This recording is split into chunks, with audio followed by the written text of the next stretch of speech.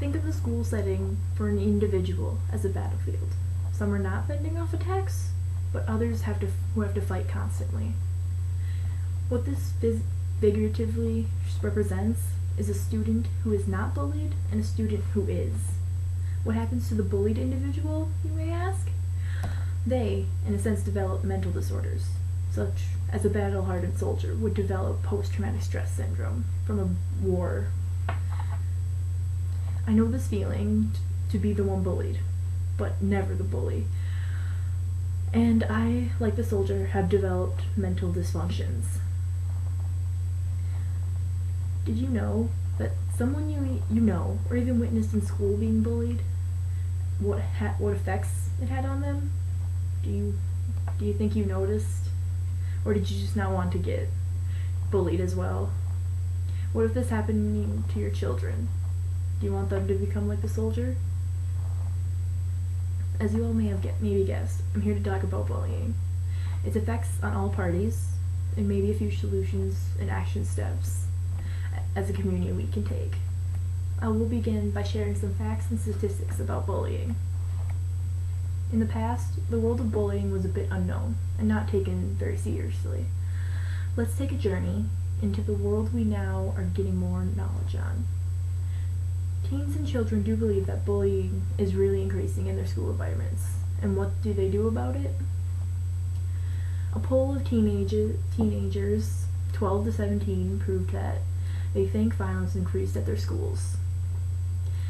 And as many as 160,000 people, stayed home on any given day because they are afraid of being bullied at school. In some playground statistics, every 7 minutes a child is being bullied. Adult intervention for that child is 4% of the time. Peer intervention, 11%. And no intervention at that time, 85%. And by the time I finish this feat, at least one child will be bullied. As the internet becomes more prevalent, so does the act of cyberbullying, a very new trend for bullies to use. Cyberbullying is very new age, but it still has the same effects as bullying. And mostly adolescents or kids in middle school get bullied the most, and teenagers. 43% of kids have been bullied while online. 1 in 4 have had it happen more than once. And 47% of older youths, 18 to 24, are cyberbullied. Most bullying nowadays occurs over chat rooms and social networking and texting. As these actions hurt the bullied, the witnesses, and even the bullied, something must be done by all adults in their life. Adults that are responsible for children at school, witnesses, parents, and caregivers, administrators. Gotta listen up right now. Parents and caregivers can help heal their children by setting examples or talking to people in charge at the time of the bullying. And even administrators listen to the children about the complaints, and even if you have a bully at home, keep consistent on stopping the bullying behavior. Adults responsible for children can hear all complaints, try to give encouragement to the bullied, like, oh, it's okay, this situation is not completely hopeless, you can turn this around and it's gonna be okay. And then go to the bully and tell them how hurtful they're being. This sometimes can break the cycle of bullying.